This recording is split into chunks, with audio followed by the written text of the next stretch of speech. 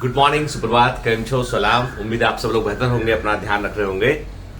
सच बता रहा हूँ, पिछले 3 दिन जो है भोपाल में जो गुजारे हैं वो ऐसा लग रहा था जैसे कि जो है थोड़ा 2-5 दिन और रह गए तो जब मुंबई लौट कर आएंगे तंदूरी गीतेंद्र दिखाई पड़ेंगे। क्या तंदूरी गीतेंद्र, मतलब इतनी गर्मी यार, मतलब कि गर्मी का कोई भगवान सूर्य को सोचना चाहिए भैया। नीचे इंसान रहते हैं, है ना, इतना गर्मी कोई नीचे कोई वो चिकन थोड़ी ना पक रहा कि इंसान पक रहे हो, तंदूरी चिकन बन रहा हो इंसानों का। ठीक है, तो क्या ही बतलाया इतना।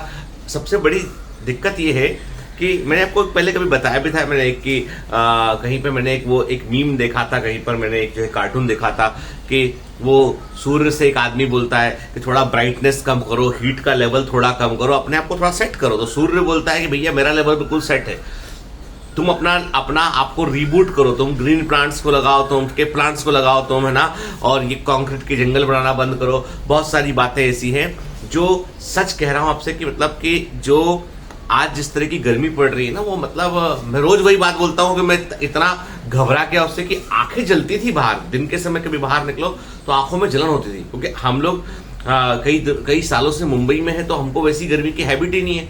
मुझे लगता है भोपाल में मई के महीने में पहली बार गया, जून में गया हूँ पहले कभी। ये इस बार गर्मी कुछ ज्यादा है ना। तो खैर वॉटेवर, मुंबई इस मामले में बहुत ही प्लीजेंट है। मुंबई में कभी भी जब पूरे देश भर में शीतलहर चल रही होती है, कड़ाके की ठंड पड़ रही होती है, लोग जो है वो मतलब रजाई में छेद करके गर्दन निकाल के बाहर घूम रहे होते हैं लटका कर रजाई तो मतलब ऐसा इमेजिन कर सकते हैं आप। तो उतनी ठंड में ही मुंबई में लोगों के पास में जो है वो एक सिंगल स्वेटर नहीं होता लोगों के पास में। मुंबई में ठंड पड़ती ही नहीं है, मामूली ठंड पड़ती है, इसको वो ठंड बोलते हैं। मतलब वो तो बिल्कुल यूपी में, मध्य प्रदेश में मतलब वो ऐसी है, मतलब वार्म अप टाइप का ठंड का, वो वहां पे लोग ठंड मानते हैं उसको। गर्मी यहाँ पर इस बार थोड़ा सा गर्म है बॉम्बे भी, लेकिन उसका मतलब ये नहीं है कि ये 45-50 तक पहुंच जाए। यहाँ गर्म का मतलब है 32-33। तो इस मामले में हम लोग बहुत लकी है कि बॉम्बे का टेम्परेचर जो है वो ज्यादा वेरी नहीं करता है, साल भर मौसम एक जैसा रहता है। बारिश का जो मजा बॉम्बे के अंदर है, मतलब मैं एमपी के अंदर भी देखा हूं बारिश की। भोपाल में पानी गिरेगा तो ऐसा बड़ा पानी गिरेगा, मतलब कि कोई और छोर नहीं उस पानी का, है ना। यहाँ पे भी पानी गिरता है, यहाँ पे भी समस्याएं बहुत सारी बॉम्बे के अंदर भी कि पानी भरा जाता है, कई बार रुक जाता है, कई बार ट्रैफिक यहाँ पर भी। लेकिन कुछ बातें हैं जो अब आप सोचेंगे सर बॉम्बे में वेदर इतना चेंज क्यों नहीं होता है, समुद्र के किनारे के तो ये जो भी समुद्र के किनारे जो जितने भी एरिया होते हैं वहां पे जो है बेसिकली समुद्र का इम्पैक्ट जो है वो वहां के क्लाइमेट पर सबसे अधिक होता है। इसलिए यहाँ पर जो है वो लोकल रेंस भी होते हैं। यहाँ पर जो है वो कहते हैं ना मुंबई की बारिश के वो एक डिफरेंट टाइप की होती है। तो खैर ये तो ठंड गर्मी बरसात की बात हो गई। कई बार हम लोगों को ऐसा लगता है कि कुछ बड़ा करने के लिए बहुत बड़ी डिग्री की आवश्यकता होती है, कुछ बड़ा बहुत भारी का जब तक नॉलेज नहीं होगा हम कुछ बहुत बड़ा नहीं कर पाएंगे, कोई डिग्री नहीं होगी बड़ा नहीं कर पाएंगे। ये बात अलग है कि मेडिकल में डिग्री का बहुत महत्व है। मेडिकल में डिग्री का इसलिए महत्व है कि medical is a very high precision profession. ठीक है, यहाँ पर चूंकि ह्यूमन लाइफ इन्वॉल्व होती है और यहाँ पे बहुत प्रिसीजन की रिक्वायरमेंट होती है, इसलिए MBBS MD DM वो सब करना पड़ता है। लेकिन यदि हम बाकी बिजनेसेस की बात करें, बाकी फील्ड की बात करें, तो वहां पर जो है यदि आपको नॉलेज है और आपको पैशन है तो आप आगे निकल सकते हैं। अभी हाल ही में अपनी मेरी एक मित्र है जो बॉम्बे में मुझे किसी कोर्स के दौरान मिली थी, तो उनसे मेरी मुलाकात जो है आज के 4-5 साल पहले कोई हम लोगों ने कॉमन सा कोर्स किया था। वो बर्कले यूनिवर्सिटी कैलिफोर्निया का एक कोर्स था। उसमें बेसिकली जो ह्यूमन साइकोलॉजी और हैप्पीनेस उसके ऊपर कोई 3 दिन का कोई सेमिनार था, कोर्स था, वो मैंने किया था। तो उस दौरान मुझे जो है मेरी बैचमेट थी, उनसे मेरी बात हुई और वो 2016 की बात है। उसके बाद जो है वो अब मुझे मिली कुछ दिन पहले बॉम्बे के अंदर ही। तो मैंने उनसे पूछा कि आपके हस्बैंड आजकल कहाँ पोस्टेड है, क्या काम कर रहे हैं। तो उन्होंने कहा मेरे हस्बैंड जो है वो शुरू से अपना पर्सनल ही काम कर रहे हैं और अभी उन्होंने दुबई में अपनी कंपनी खोली है। तो मैंने पूछा कि अच्छा दुबई में किस चीज की कंपनी है आपकी। तो उन्होंने बताया software development, mobile application development, website development और तमाम तरह के technology development, IoT internet of things की कंपनी है। तो मुझे दिमाग में एकदम आया कि भाई जो आदमी सॉफ्टवेयर डेवलप कर रहा है, जो आदमी मोबाइल एप्लीकेशन डेवलप कर रहा है, वेबसाइट डेवलप कर रहा है, इंटरनेट ऑफ थिंग्स के कि चीजों में इंटरनेट को कैसे अपन इंसर्ट कर सकते हैं, जो आर्टिफिशियल इंटेलिजेंस पे काम कर रहा हो, तो ऐसा व्यक्ति तो बहुत पढ़ा लिखा होना चाहिए। मतलब हमारे दिमाग में परसेप्शन बैठा कि IIT से पढ़ा होगा या फिर वो फॉरेन से, अमेरिका से कहीं से पढ़ा होगा, तो ऐसा कुछ। तो मैंने पूछा कि अच्छा उन्होंने IIT कहाँ से किया। अपन ने ज्यादा होशियार बनते हुए क्वेश्चन किया कि अच्छा ये बताइए उन्होंने IIT कहाँ से किया। IIT नहीं, मेरे हस्बैंड ने IIT नहीं किया। तो मैंने कहा अच्छा वो नेशनल इंस्टीट्यूट जो होते हैं वो इंजीनियरिंग के वहां से किया। नहीं वहां से भी नहीं किया। मैंने अपने को लगा फिर कि फॉरेन से किया। नहीं, बोले गितेन you will be surprised to know that he just 10th passed. वो सिर्फ 10वीं पास है। अब दिमाग चकराया हमारा क्यों, ये 10वीं पास आदमी जो है वो internet of things, artificial intelligence, machine learning, website development, mobile app development कैसे कर सकता है।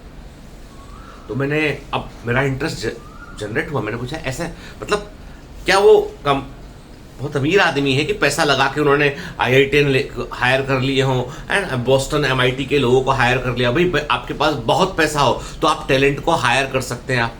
उन्होंने कहा नहीं, he started his company from scratch. एक 1 मैन से उन्होंने शुरू किया था। आज उनकी कंपनी में 500 लोग काम करते हैं, 200 लोग अकेले दुबई के अंदर है और 150 के आसपास लोग मुंबई के अंदर हैं और 100-150 के आसपास लोग जो है वो सिंगापुर के अंदर है। तो मैंने कहा तो ये तो MNC बना के बैठा बंदा। तो मैंने पूछा कैसे शुरू किया काम।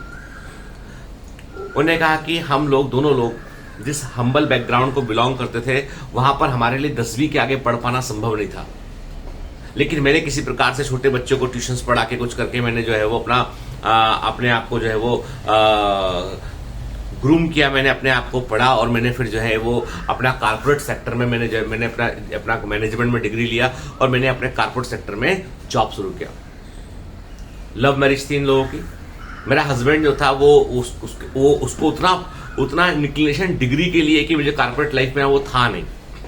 10th के बाद उन्होंने जैसे तैसे कुछ कर रहे थे वो ना, तो उस समय उन्होंने जो केबल का काम, टीवी केबल वाला कुछ काम था वो शुरू किया। मतलब शुरू से बिजनेस, छोटा छोटा बिजनेस शुरू किया उन्होंने। फिर बता रही थी वो कि पहली बार है ना क्या हुआ कि उनके हस्बैंड ने कुछ पैसे, ये जो पहले केबल टीवी खूब चला करता था तो केबल टीवी का काम करते थे, कुछ पैसे जोड़े उन्होंने और जोड़कर एक सेकंड हैंड कंप्यूटर लेकर घर पर आ गए। तो मैं बोली कि घर की बेसिक नीड ज्यादा है, तुम क्या लेके आ गए, शादी हो चुकी थी, तुम क्यों ले आए कंप्यूटर, क्या करेंगे इस कबाड़ का। बोले नहीं ये जमाना आने वाला है इसका, कुछ सीखेंगे करेंगे। तो ठीक है, अब ले आए तो ले आए। अब उन्होंने उस पुराने कंप्यूटर में जो है वो कुछ काम करना शुरू किया। देखा उन्होंने कि दुनिया, उस समय इंटरनेट भी उतना अधिक नहीं था, उन्होंने देखा कि क्या हो सकता है, क्या चीजें, और फिर उन्होंने कुछ जो है प्रोग्राम बनाना सीखा उन्होंने। और सोचिए आपकी वो बंदा किताबें पढ़ के प्रोग्रामिंग सीख रहा है खुद से, कोई टीचर नहीं, कोई गुरु नहीं। He learned entire programming. He learned so many things. He is not having any degree. पर इसका मतलब ये नहीं कि वो इलिटरेट है व्यक्ति। वो डिग्री होना अलग बात है, लेकिन प्रैक्टिकल नॉलेज होना एक अलग बात है। प्रैक्टिकल नॉलेज में उस बंदे ने कोई ऐसी किताब नहीं होगी प्रोग्रामिंग की, कोई ऐसी किताब नहीं होगी नेटवर्किंग की, कोई ऐसी किताब नहीं होगी सॉफ्टवेयर डेवलपमेंट की जो ना पढ़ी हो उसने। सारी किताबें पढ़ डाली उसने, और इस भय से कि वो कम पढ़ा लिखा है ज्यादा पढ़ डाला। जब आपको भय होता है ना तो आप ज्यादा सुरक्षा के उपाय कर लेते हैं। तो उन्होंने ज्यादा सुरक्षा के उपाय करने के चक्कर में वो किताबें भी पढ़ डाली जो IIT भी नहीं पढ़ते हैं, और धीमे धीमे प्रोग्राम डेवलप करना शुरू किया। केबल टीवी का डिस्ट्रीब्यूशन का उन्होंने कोई प्रोग्राम डेवलप किया। ऐसे करते करते उन्होंने अपनी फिर लोगों के लिए उन्होंने छोटे छोटे वेबसाइट बनाना शुरू किया। फिर लोगों के लिए मोबाइल एप्लीकेशन का जमाना आया, एप्लीकेशन बनाना सीखा। तो मतलब he knows each and everything from the core. Now he is multimillionaire, he is having a big company जो अमेरिका के लोगों के लिए, चाइना, कई लोगों के लिए काम करती है वो कंपनी, कई सारे बड़े बड़े फर्म के लिए काम करती कंपनी। अब आप बोलोगे सर आपने ये जानने की कोशिश, मतलब क्या जानना चाह रहे थे आप? अरे भाई हम चाह रहे थे कि हम भी अपना मोबाइल एप्लीकेशन जो है और डायनामिक, मतलब अभी हमारा फोकस है मशीन लर्निंग पे, कि हमारा एप्लीकेशन आपसे इंटरेक्ट करते करते सीख कर वो अपने आप में आपको सलाह देना सीख जाए। वो what we are doing that, कि हम मशीन लर्निंग पे काम कर रहे हैं कि हमारा मोबाइल एप्लीकेशन जब जैसे आप उससे इंटरेक्ट करते हैं, जैसा आपका बिहेवियर है उसके अकॉर्डिंग हमारा मोबाइल का एप्लीकेशन आपको समझ ले कि ये बच्चा जो है वो बहुत बदमाशी मारता है, तो बार बार आके बोलेगा आपसे वो थोड़ा तो पढ़ ले, 15 मिनट दे दो मेरे को, 15 मिनट में चलो ये पढ़ लो। तो अभी नहीं है, वो डेवलपमेंट की फेज में। तो व्हाट वी आर डूइंग, हमारा एप्लीकेशन को भी हम एक कमांडर बनाना चाहते हैं। हम चाहते कि एप्लीकेशन भी कमांडर बन जाए। वो तुमको आके वो तुम जब तक उसको डिलीट नहीं मार दोगे ना एप्लीकेशन को, तब तक एप्लीकेशन बोलता रहेगा कि भाई पढ़ ले यार, जिंदगी का सवाल है, करियर का सवाल है, देखना यार ऐसा मत कर। तुम गुस्सा हो जाओगे, क्या सर तो बोलते ये और बोल रहा है। जमाना आने वाला इन चीजों का है, मशीन लर्निंग का। तो उसके लिए तो हम लोग ऐसे लोगों को ढूंढ रहे थे। तो वो हमको जब इस दौरान बात निकली तो फिर हम लोगों का शायद कुछ दिनों बाद मीटिंग जो आएंगे यहाँ पे मुंबई मीटिंग भी होगा, सोचेंगे, बात करेंगे कि भाई हमारे बजट में क्या। कोई अभी हमारा बहुत बड़ा, बता रहा हूँ, बहुत बड़ा बजट जो है वो कमांड सेंटर में, मतलब ये जो जितने कॉन्ट्रैक्टर और आर्किटेक्ट लोग होते हैं ना, जो बोलते हैं ना आपसे बजट, उसका वो 1.5 गुना कर देते हैं। मतलब सर ये वाले में ये हो गया, सर इसका रेट बढ़ गया है, लोहा इतना महंगा हो गया है, सर ये हो गया, सर वो हो गया, ऐसा लगेगा, सर इसमें तो ऐसा हो गया, सर देखो इसमें अपने को ये तो सर करना ही पड़ेगा, सब देखो। वो बोलते गलत भी नहीं है, पर क्या है, शुरू में ये लोग है ना एस्टिमेट कम देते हैं आपको, ताकि आप काम शुरू कर लो, एक बार शुरू हो जाए तो फिर उसके अभी मतलब अब मैं क्या ही बतलाऊं कि अभी हम लोगों को मतलब ये कि ह्यूज फंड की रिक्वायरमेंट होगी उस पूरे प्रोजेक्ट को कंप्लीट करने के लिए, क्योंकि बड़ा प्रोजेक्ट है, मेगा प्रोजेक्ट है, और एक बार बन जाएगा तो सपना है वो। मैं कह रहा हूं आपसे, मतलब मुझे यहां तक लगता है, ऐसा सोचता हूं, मैं गलत भी हो सकता हूं, पर मैं सोचता हूं कि देश के सबसे प्रतिष्ठित प्लेटफॉर्म में से एक जो आज भी है दिलों के अंदर बसता बायोमेंटस, उतना पैसा नहीं है एड के लिए, होर्डिंग के लिए, उतना पैसा नहीं है उतने हल्ला मचाने के लिए, उतना सारा मतलब पॉपुलरिटी जिसको बोलते हैं ना, बहुत जिसको बोलते हैं कि आपके नाच गाने भी आपके लोग डाल रहे हैं, वो सब भी नहीं है मतलब। लेकिन हम इतना मानते हैं कि जो ईमानदारी, जो ऑनेस्टी है, वो किसी ना किसी दिन हमको जरूर पे करेगी।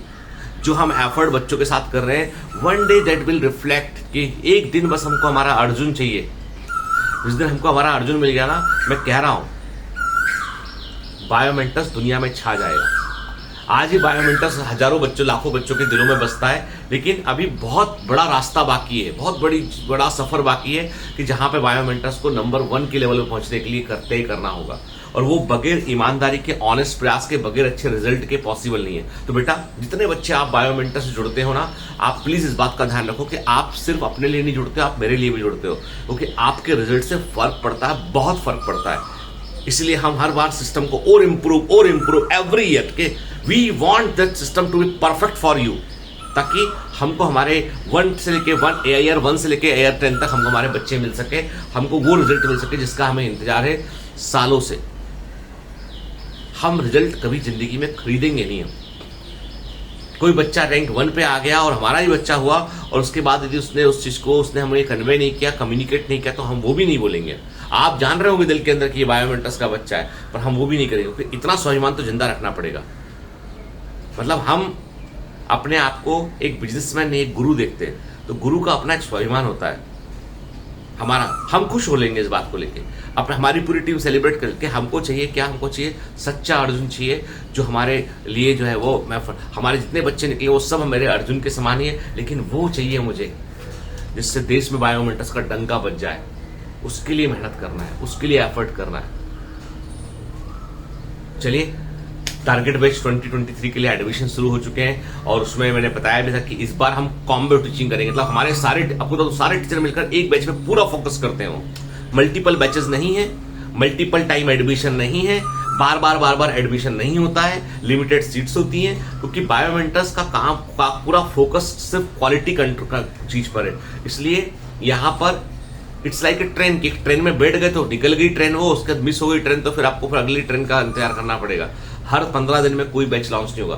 फिर होगा ये कि फिर आपको वही जाना पड़ेगा जहां पे आपको लगता है कि बहुत मतलब एक डिफरेंट टाइप का एक पूरा शो है, कि यहाँ पर बहुत ही गंभीर मामला है। यहाँ पर जो है वो पढ़ने की जो ट्रेनिंग है वो एकदम रिगरस ट्रेनिंग है। मतलब एक बार ट्रेनिंग में इन्वॉल्व हो गए तो मैं कह रहा हूँ दुनिया में कोई तुमको नहीं हरा पाएगा। ये तो बड़ा चैलेंज है। चाहिए अर्जुन अपना वाला, चलो, है ना। तो इसलिए मैं एक बात बोलूंगा आपसे कि कभी भी ये मत सोचना कि हमें कितना हम आगे पीछे कितना पढ़े। मैं कहता हूं आपसे कि हमेशा याद रखना इस बात को कि आपका पैशन, टैलेंट और आपकी जीतने की जिद जो है ना, वही आपको आगे लेके आती है।